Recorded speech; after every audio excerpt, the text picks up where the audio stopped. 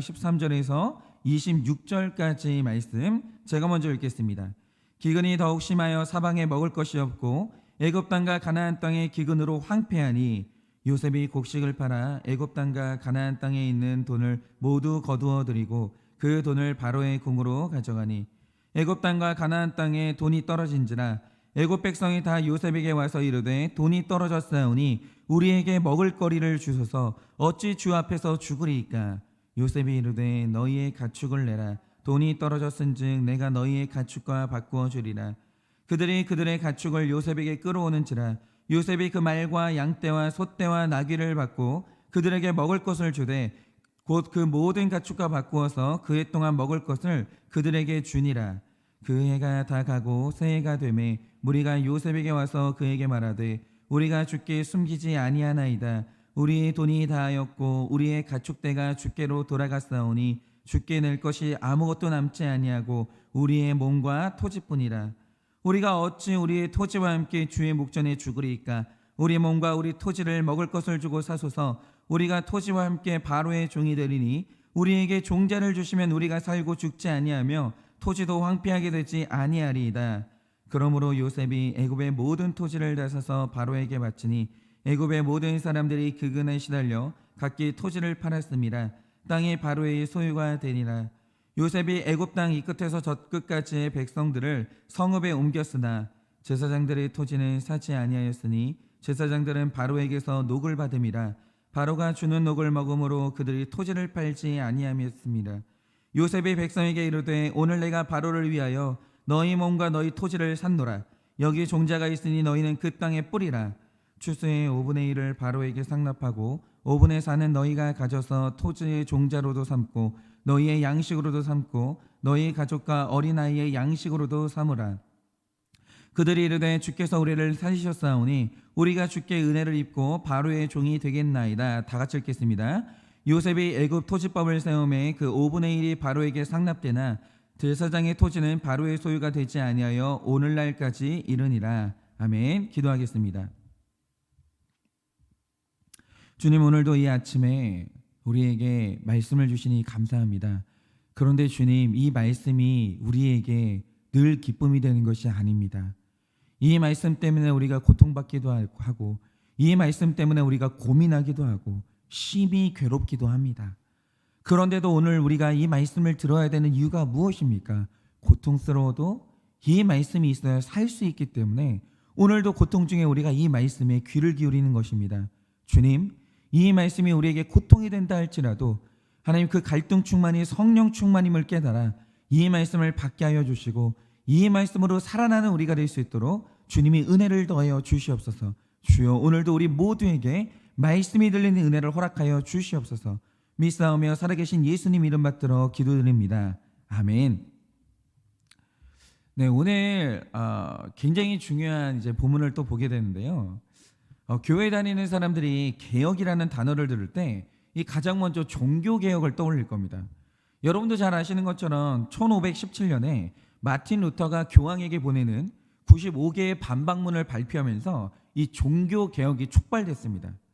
그런데 역사의 흐름을 보면 당시 교회를 대표하는 교황은 종교의 권력과 세속의 이 권력을 전부 가진 최고의 실력자였기 때문에 이 절대 이길 수가 없었는데 이 마틴 루터는 한 명의 개인이었거든요. 그래서 이 당시 종교개혁이 일어날 때 개혁이 일어날 거라고 믿었던 사람도 없고 루터가 승리할 거라고 생각한 사람은 아무도 없었습니다. 그런데 놀랍게도 결론을 보면 이 종교개혁을 통해서요, 교회만 변화된 게 아니라 당시 사회와 문화 전반이 변화되면서 기적처럼 개혁이 성공합니다. 그러니까 이 말 뜻이 뭐냐면 하나님이 개혁이라는 이 작업을 지지하셨다, 그 뜻이에요. 하나님이 하셨으니까 개혁이 된 겁니다. 그러면 우리가 하나 생각해 봐야 될게요. 하나님을 믿는 사람에게 개혁이 있어야 되는데 하나님을 믿는 사람에게 있어서 개혁이 뭘까요? 아주 쉽게 말하면 이런 예를 들 수 있는데요. 우리가 이제 자전거를 타고 갈 때 우리는 가고자 하는 목적지가 분명히 있거든요. 그런데 정신없이 가다 보면 가던 방향과 다른 방향으로 가게 될 때가 있습니다. 우리가 가는 방향을 방해하는 것들이 나타날 때가 있어요. 그러면 우리가 하는 일이 뭡니까? 원래 방향을 회복하기 위해서 핸들을 돌리는 거예요. 그런데 원래 방향을 회복하기 위해서 핸들을 돌리는 이게 바로 개혁이라는 거죠. 여러분, 개혁은 뭔가를 새롭게 시작하는 게 아니고요, 원래의 목적을 회복하거나 더 잘할 수 있도록 개선하는 거예요. 그러니까 목적을 추구하는 것, 그게 개혁이라는 거죠.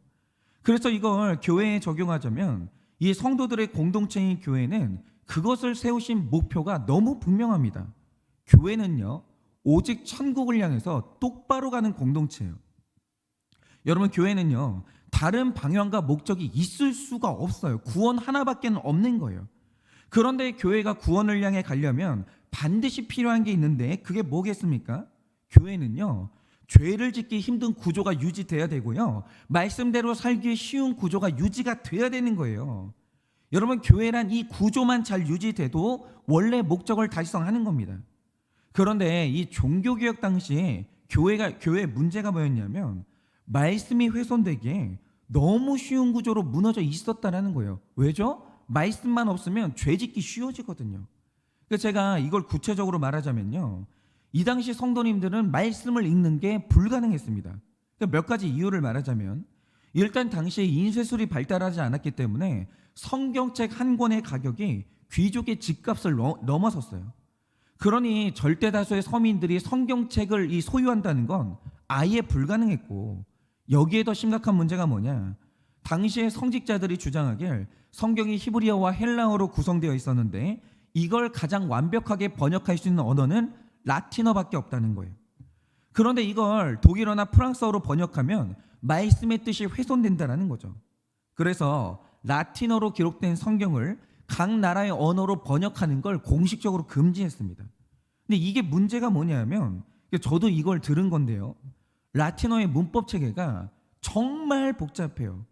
그래서 이걸 익히는 게 너무 어렵거든요. 그래서 공부에 올인할 수 있는 몇몇 성직자들은 라틴어를 배워서 성경책을 읽을 수가 있었는데, 자기 나라 말도 제대로 배울 수 없었던 서민들은요, 라틴어로 된 성경을 줘봤자 읽을 수가 없는 거예요.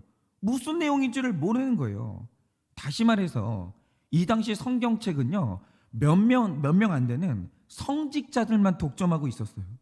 성도님들은 성경책에 무슨 내용이 있는지 아무도 몰랐습니다. 그래서 만약에 성직자가 성경책을 왜곡한다, 그러면 교회 전체가 타락의 길로 가는 거예요.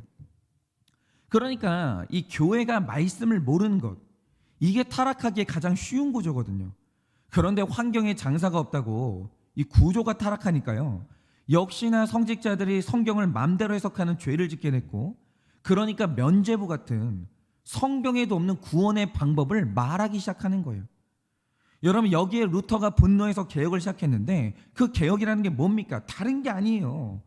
제일 먼저 교회의 구조를 개혁했는데, 일단 성경책을요, 최대한 많은 사람들이 읽을 수 있도록 라틴어 성경을 독일어로 번역했습니다. 그런데 이 번역이 얼마나 잘 됐는지 지금도 고칠 게 없을 정도로 완벽한 번역을 해낸 거예요. 그 사람들이 드디어요, 성경책을 읽을 수 있게 된 거예요. 그리고 동시에 오직 믿음이라는 구호를 외쳤는데, 이 구호는요, 새로운 구호가 아닙니다.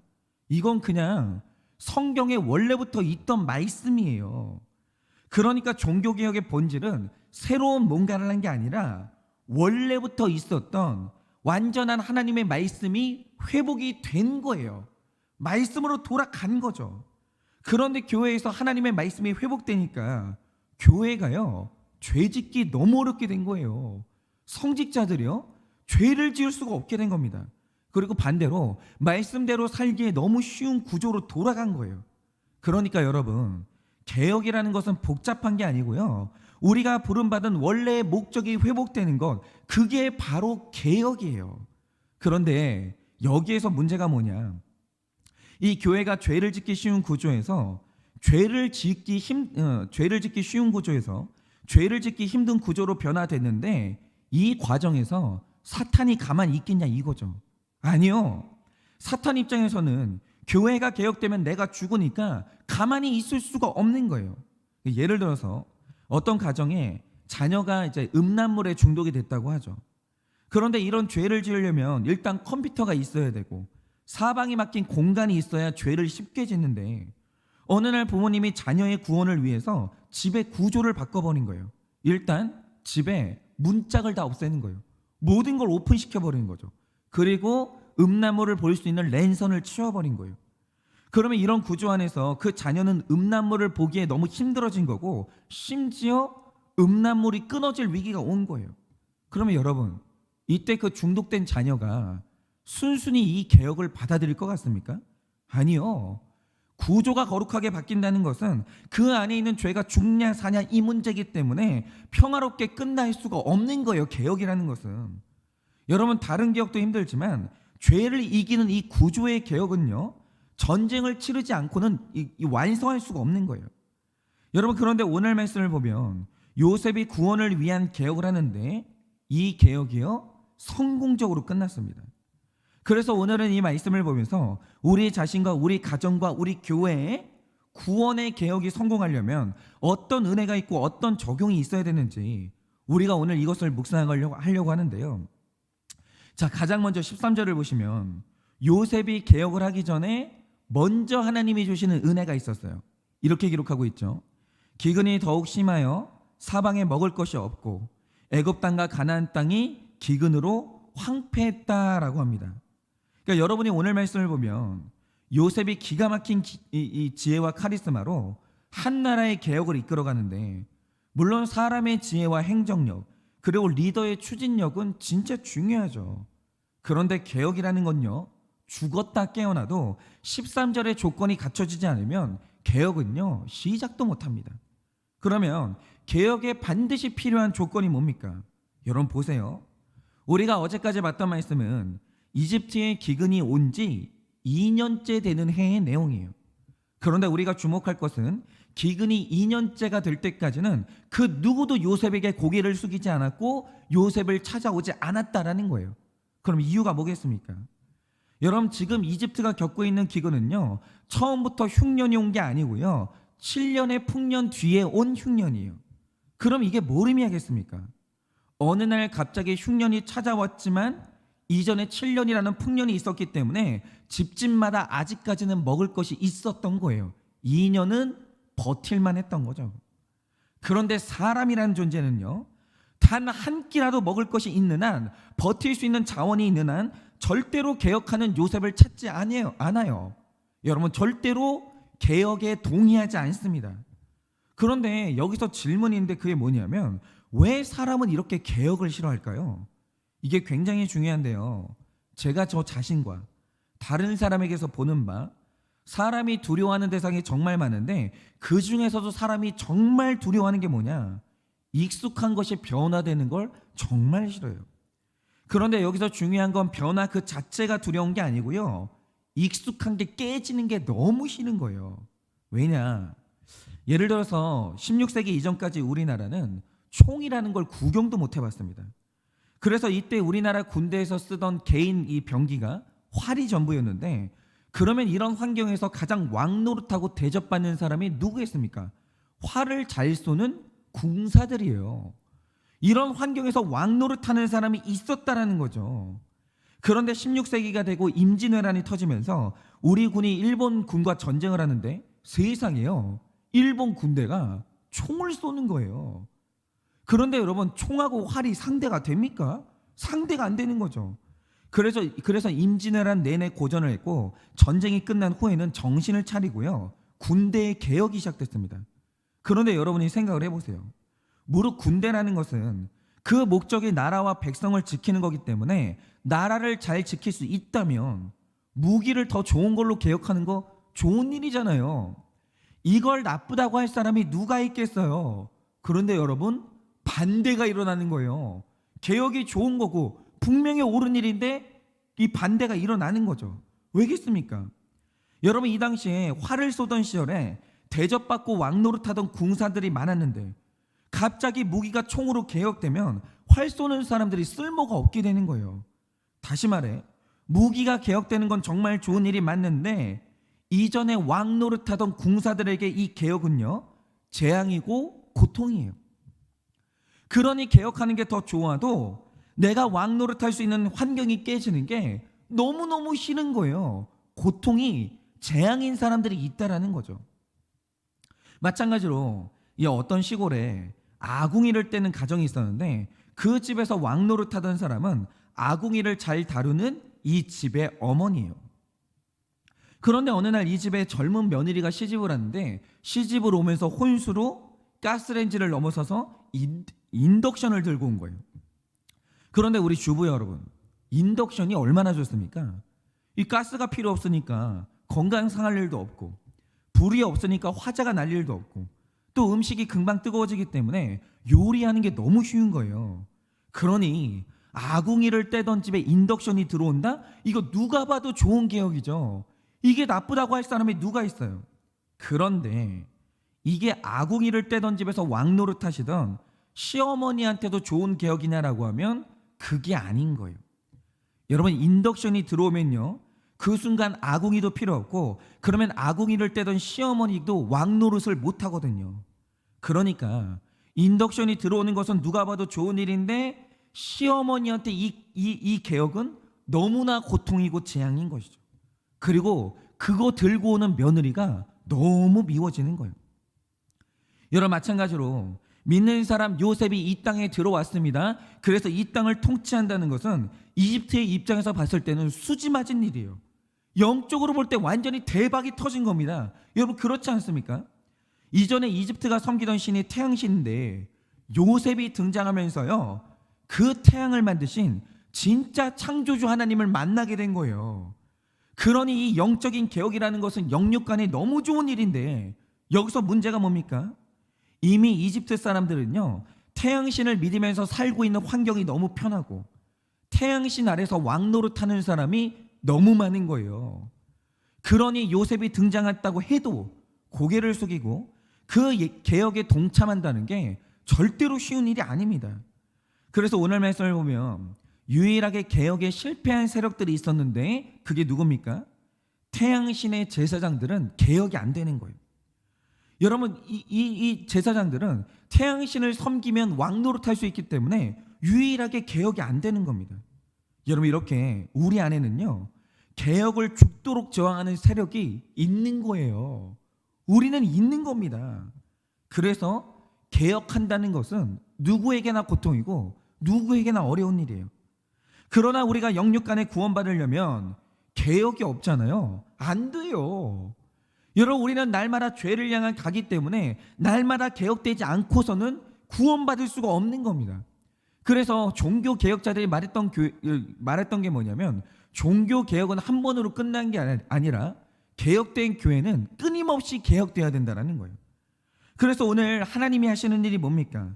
개혁을 하려면 사람의 의지만으로는 안 되고 하나님의 전적인 은혜가 동반돼야 되는데, 하나님이 오늘 주신 축복이 뭐냐? 환경의 축복을 주시는 거예요.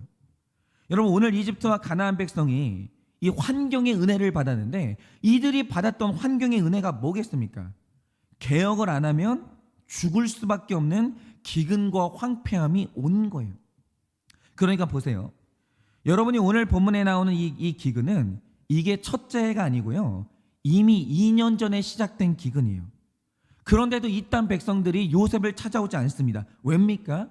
2년 동안 먹을 것이 있으니까 개혁하지 않고 버티는 거예요. 그런데 오늘 이 백성들이 요셉을 찾아와서 고개를 숙이거든요. 그리고 요셉이 요구하는 개혁에 순종을 했는데 이렇게 된 이유가 뭡니까?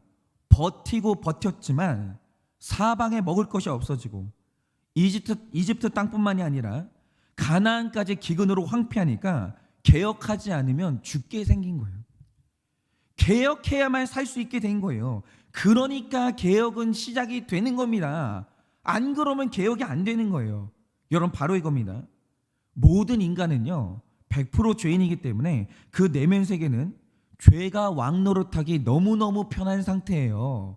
우리 마음 상태가 그렇다라는 거죠. 그래서 어떤 사람은 지금요 이 욕심이 왕노릇하고 있고, 어떤 사람은 음란이 왕노릇하고 있고, 어떤 사람은 혈기와 거짓말이 왕노릇하고 있고, 어떤 사람은 교만함이 왕노릇을 하고 있어요. 그리고 죄가 왕노릇하게 익숙해진 상태가 바로 죄인의 상태라는 거죠. 그런데 이런 죄인이 개혁 없이 구원받을 수 있다? 그런 일은 결단코 없습니다. 결단코 없어요.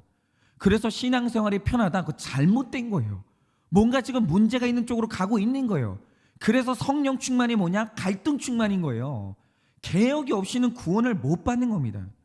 그래서 하나님이 한 사람을 구원하실 때 아주 고통스러운 개혁과 변화를 추구하셨는데, 그 전에 먼저 주시는 은혜가 뭔지 아십니까? 개혁할 수밖에 없는 환경의 변화를 먼저 주시는 거예요.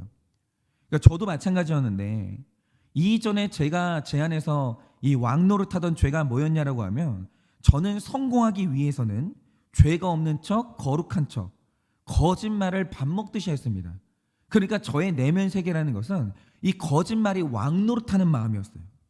그리고 경쟁에서 이기는 재미로 살았기 때문에 영혼 구원이 아니라 경쟁이 왕노릇하고 있었거든요. 그런데 이런 죄패를 안고 제가 구원받을 수 있겠습니까? 제가 이거 그냥 드리는 말씀이 아니에요. 거짓말이 왕노릇하고 있고 경쟁이 왕노릇하고 있는데, 근데 제가 어떻게 구원받았습니까?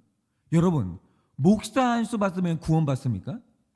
죄송한데 하나님 안에서는 그런 게 없어요. 목사 딱지를 달아도 죄가 왕노릇을 하고 있으면 구원받을 수는 없는 거예요. 그런데 문제가 뭐냐? 저는 이 죄가 왕노릇하는 바람에 그래서 맞이하는 풍년도 있었거든요. 제가 경쟁을 좋아하니까 사역제에서 성과를 내고 있었고 지도자에게 인정을 받았어요. 다시 말해, 개혁하지 않아도 7년의 풍년은 있을 수가 있는 거예요. 그러니 제가 뭐하러 회개하고 이 개혁을 하겠습니까? 안 하는 거예요. 그래서 제가 원래 같았으면 하나님이 저를 풍년의 상태로 내버려 뒀으면 저는 지옥 갔을 거예요. 여러분, 지옥 가는 목사가 있어요. 그 중에 하나가 저였을 거예요. 이 풍년밖에 없었으면 저는 변화가 안 되는 겁니다. 그런데 어느 날 하나님께서요, 룻기 말씀을 통해서 저를 찾아오시고, 네가 지금 야망으로 모압 땅을 가고 있다고, 돌이키지 않으면 너는 죽을 수밖에 없다고 저를 부르셨어요.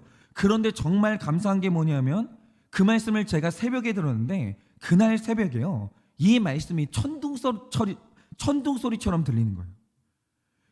이 모압을 향해서 가는 이 나오미가요, 저인 걸 알겠는 거예요. 그래서 제가 야망으로 살던 제 죄를 인정하고 돌이킬 수 있었거든요. 그런데 중요한 건 이거죠. 이 말씀이 그냥 들렸을까요? 여러분, 제 안에서 이 죄가 왕노릇하고 있었어요. 그런데 말씀이 그냥 들리냐 이거죠. 그럴 수는 없는 거예요. 그러면 말씀이 들리는 은혜가 있을 때 그 전에 저한테 있었던 은혜가 뭔지 아십니까? 저는 말을 잘하는 사람이고 열심을 가지고 경쟁에서 이겼기 때문에 그래서 인정받는 사람이었거든요. 저는요, 열심과 말이 제 무기예요. 그런데 어느 날 이런 무기를 가지고 새로운 사역지에 간 거예요. 그래서 저는요, 거기서도 이기고 인정받을 자신이 있었습니다. 그런데 하필이면 거기서 만난 지도자가 누구냐? 그분이 말 잘하는 사역자를 딱 싫어하시는 거예요. 딱. 그래서 설교를 한번 할 때마다 밟히기 시작하는데, 그러면 이제 저의 두 번째 카드인 열심으로 인정받아야 되잖아요. 그래서 열심히 하는데 세상에나 그 사역자예요, 제 열심을 뛰어넘는 천재적인 사역자가 있는 거예요. 머리가 너무 똑똑한 거예요. 그러니까 사역을 얼마나 효율적으로 하는지 열심히 하는 제가 그 똑똑한 사역자를 이길 수가 없는 거예요. 이길 수가 없는 거예요. 그래서 제가 인정 중독인 제가 지도자한테 인정을 받지 못하니까 13절 말씀처럼 사방에 먹을 것이 없는 기근과 황폐함이 찾아온 거예요. 딱 죽겠더라고요. 딱. 여러분, 그런데 중요한 건, 그래도 제가 그때는 성도님들한테 받는 사랑이 있어가지고 그 사랑 때문에 회개하는 걸 이렇게 버티고 있었어요. 그런데 어느 날 어떤 기근과 황폐함이 찾아왔냐? 제가 그 사역지에서 성과를 못 내고 힘을 못 쓰고 있으니까 갑자기 어느 날 담임 목사님이 부르시더니 저를 잘라버리신 거예요. 그래서 인생에서 처음으로 사임 통보를 받았는데 얼마나 기가 막히고 황당한지, 어쩌다 내가 이렇게 됐지? 이유를 모르겠는 거예요. 아니, 세상에 제가 능력 없다고 잘린 거예요. 그러니까 제가 얼마나 힘들겠어요. 자존심이 상하고. 그런데 죽을 것처럼 힘들어하던 어느 날 룻기 말씀을 만난 거예요. 그런데 여러분이 생각을 해보세요. 제가 그래도 목사인데 여러분 이전에 룻기 말씀을 몰랐겠습니까? 알았죠. 그런데 왜 이전에는 이 말씀이 내 말씀으로 안 들렸을까요? 환경의 축복을 못 받으니까 말씀이 안 들리는 거예요. 이 말씀이 나를 개혁을 못 하는 거예요. 그런데 기근과 황폐함이라는 이 환경의 세례를 받으니까 네가 이대로 가면 죽는다고, 너는 회개하고 가던 길을 돌이키는 개혁을 해야 된다고, 이 말씀하시는 룻기의 말씀이 제 안에 들린 거예요. 그리고 이 말씀이 저를 개혁하기 시작하는 거예요. 왜냐? 개혁이 안 되면 저는 죽거든요. 그 환경의 축복을 받은 거예요. 여러분, 오늘 만약 이집트 백성들 귀에 요셉이 전해주는 개혁의 말씀이 들리지 않았다면 7년의 흉년이 왔을 때 다 죽었을 것이고, 만약 살아났다라고 해도 영육간에 다 죽었을 겁니다. 아마 그들은 다 지옥에 갔을 거예요. 여러분, 바로 이거죠. 오늘 말씀에 구원을 위한 개혁이 일어났는데 그것은 풍년의 7년에 일어난 개혁이 아니에요. 여러분, 인간은 악하기 때문에 풍년이 있잖아요. 절대로 개혁하지 않습니다. 내가 지금 등 따시고 배부른데 개혁할 수 있다고요? 그런 일은요, 일어나지 않아요. 여러분, 이 개혁이 언제 일어났습니까? 사방에 먹을 것이 없는 흉년의 7년에 바로 이 개혁이 일어나는 거예요. 사방에 먹을 것이 없고 기근으로 황폐하니까 환경에 장사가 없다고 그들을 부르시는 하나님의 음성이 들리는 거예요. 그러니 여러분, 혹시 여러분의 삶에도 사방에 먹을 것이 없고 기근과 황폐함이 찾아왔다면 여러분, 그것은 저주가 아니라고 말씀하십니다. 그것이 바로 내 자신이 개혁되고 말씀이 들리는 최고의 축복이 시작된 거예요. 그러니 여러분, 사방에 먹을 것이 없는 황폐한 기근이 찾아왔을 때 내 안에 개혁해야 될 것이 뭔지를 찾아내시고 구원의 개혁을 이뤄내셔야 돼요. 여러분, 그 흉년에도 이 구원받지 못하잖아요. 개혁하지 못하잖아요. 여러분, 오늘 말씀에 이 제사장들이 이런 흉년이 왔는데도 개혁이 안 됐거든요. 그럼 그 제사장들이 어떻게 됐겠습니까? 지옥 가는 거예요. 여러분, 이런 환경의 축복을 받는데도 개혁되지 못하면 우리는 소망이 없는 거예요. 여러분, 이때 기근의 때에 말씀이 들리기를 바랍니다. 그리고 그때의 개혁이 돼야 되는 거예요. 여러분, 이렇게 황폐함의 때에 피눈물을 흘리고 앉아있는 것이 아니라 그때의 구원의 개혁을 이루는 여러분 되시기를 간절히 바라봅니다. 그리고 두 번째로, 오늘 요셉은 자신을 찾아온 백성들에게 본격적인 개혁을 시작하는데요. 여러분이 이 개혁을 한번 잘 보세요.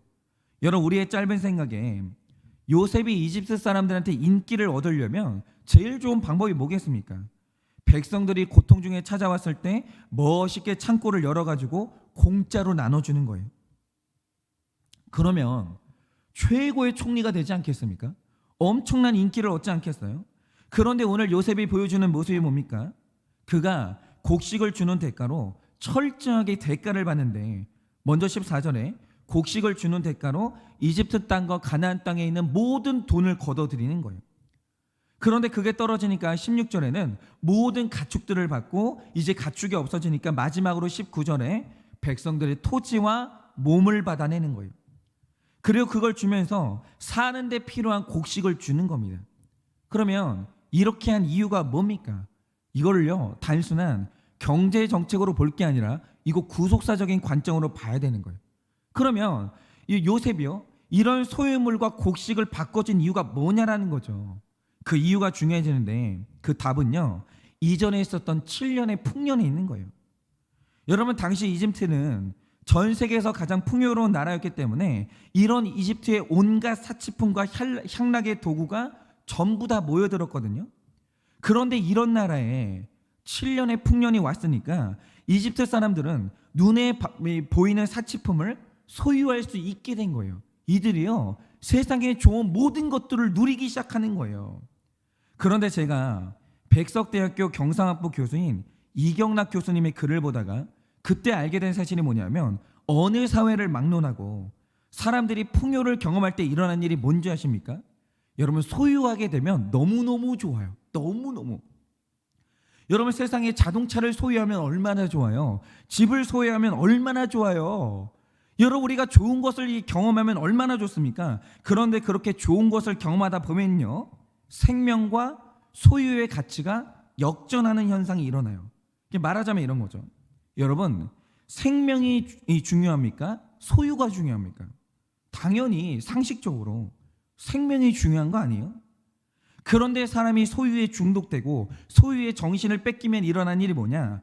남들은 다 아파트를 갔는데 나만 못 가져요? 그러면 딱 죽고 싶어요. 여러분 이상해요.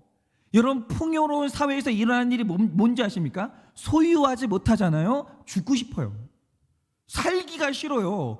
이런 현상이 일어납니다. 여러분 남들은 다 명품백을 갖고 있는데 그게 나만 없다? 그러면 자존감이 낮아지면서 인생을 살아야 될 가치를 못 느껴요. 소유에 중독되잖아요. 살기가 싫어지는 거예요. 반면에 꿈에 그리던 쾌락을 누릴 수 있고 미치도록 갖고 싶었던 것을 가질 수만 있다면 죽어도 좋은 거예요. 와, 이게 진짜 무서운 거예요. 지옥 가서요 벌 받아도 좋은 거예요.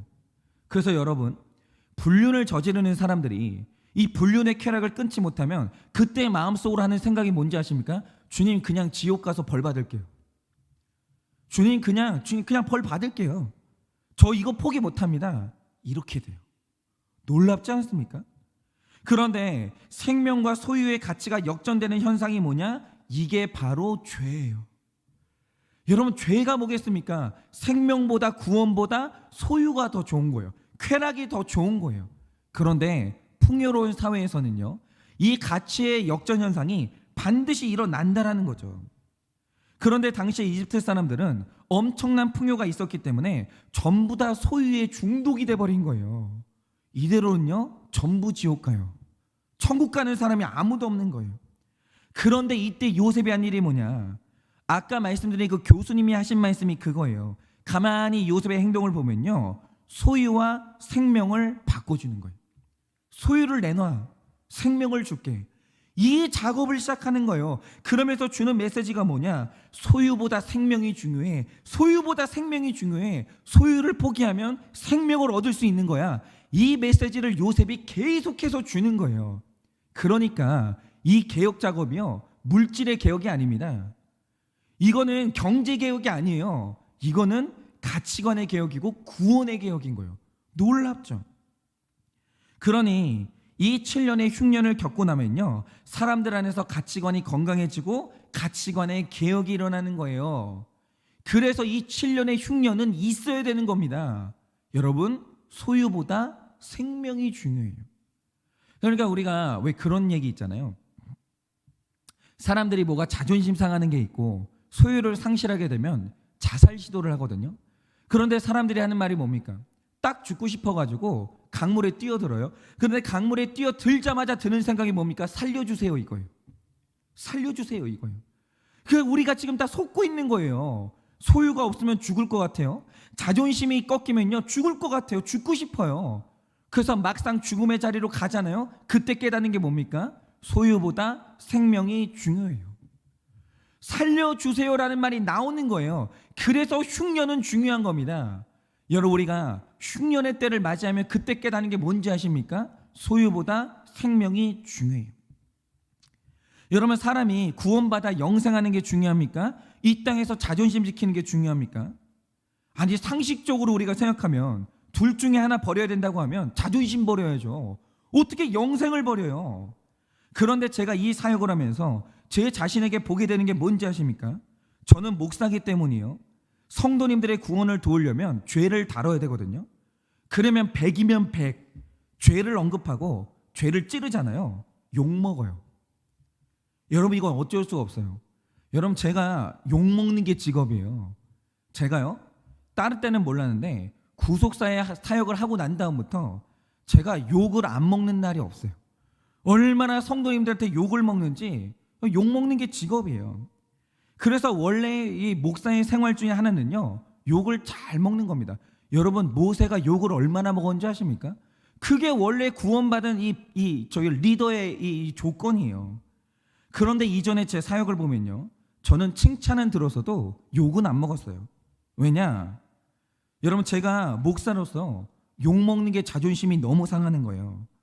그러니까 제 자존심이 너무 소중해서 다뤄야 될 죄가 보이는데 안 다뤘거든. 안 다뤘어요. 어떤 분이 술을 끊어야 된다고 하죠. 술 끊으란 말 절대 안 해요. 왜냐? 술 끊으라는 말을 하면 욕 먹을 게 뻔하고 저는 욕먹는 게 싫거든요. 저는 그 사람의 구원보다 제 자존심이 소중한 거예요. 그래서 사람들 안에 무슨 죄가 있는지 뻔히 알면서도 그 죄하고 잘 지냈어요. 왜냐? 내 자존심이 너무 소중하거든요. 자존심이 꺾이잖아요. 살기가 싫은 거예요. 아니 내가 왜 내 자존심 버려가면서까지 사역을 해야 돼요? 그럴 이유가 없는 거예요. 다시 말해 이전에 제 사역이라는 것은요, 생명보다 제 자존심이 훨씬 중요했어요. 그런데 저 자신이 흉년에 회개하고 생명을 얻어보니까 생명이 이 세상에서 그 무엇보다 중요하고 주 예수보다 귀한 것이 없다라는 것을 깨닫게 된 거예요. 그래서 지금은 제 사역에 완전히 변했는데, 그게 뭐냐? 죄를 찌르지 않고 저와 성도님들이 구원받을 방법은 없어요. 그거는 어쩔 수가 없어요. 제가 여러분의 죄를 드러내지 않고 개혁하지 않는데 여러분과 제가 구원받을 방법은 제가 말씀드리는데 없습니다. 그래서 만약에 여러분의 고통을 주지 않고 여러분에게 죄를 드러내지 않고 여러분의 자존심을 상하지 않게 하고 사역하는 목회자가 있다면 도망가세요. 제대로 된 사역자가 아니에요. 그런데 이 세상에서 구원보다 더 중요한 건 없기 때문에 제가 이제는 욕을 먹더라도 죄를 다루는 거예요. 죄를 찌르는 거예요. 그런데 가치관이 변하니까 이제 저는 욕 먹어도 상관이 없어요. 왜요? 제 자존심보다 생명이 중요하거든요. 자존심? 그게 뭐라고? 그거는 아무것도 아닌 거예요. 여러분, 우리가 영생을 얻을 수 있다면 자존심, 그거는 무가치한 거예요. 그래서 요즘에는요, 이 생명을 구원하기 위해서 욕을 듣는 게 그렇게 영광스럽다고요. 여러분, 생명을 얻을 수만 있다면 욕 먹는 것쯤이야 아무것도 아니에요. 여러분, 욕하세요. 여러분, 저를 원망하세요. 대신에 구원받으세요. 저는 여러분에게 욕먹는 처방을 할 수밖에 없고 원망을 듣는 처방을 할 수밖에 없어요. 고통을 듣는 처방을 할 수밖에 없습니다. 저를 욕하세요. 괜찮아요. 왜냐? 그래서 구원받을 수 있다면 상관없어요. 여러분, 이렇게 우리의 가치관이 회복이 돼야 되는 거예요. 여러분, 소유보다 영생이 중요해요. 자존심보다 구원이 중요해요. 여러분, 이 가치관이 회복이 돼야 되는 겁니다. 여러분은 어떠십니까? 여러분 지금 생명이 중요하세요? 소유가 중요하세요? 생명이 중요하세요? 자존심이 중요하세요? 여러분, 오늘 이 아침에 바라는 것은 우리가 이 설교를 통해서 가치관의 개혁이 일어나야 됩니다. 그 가치관의 개혁이 뭡니까? 세상에서 가장 귀한 것은 체면이 아니에요. 생명입니다. 여러분, 이 세상에서 가장 중요한 것은 소유가 아니에요. 예수님입니다. 그러니 생명을 얻기 위해 소유도 내려놓을 수 있고 자존심도 내려놓을 수 있는 가치관이 다시 회복되는 개혁이 일어나는 축복을 받으시길 예수님의 이름으로 축원합니다. 이 시간에 우리 다 같이 기도하도록 할 텐데요.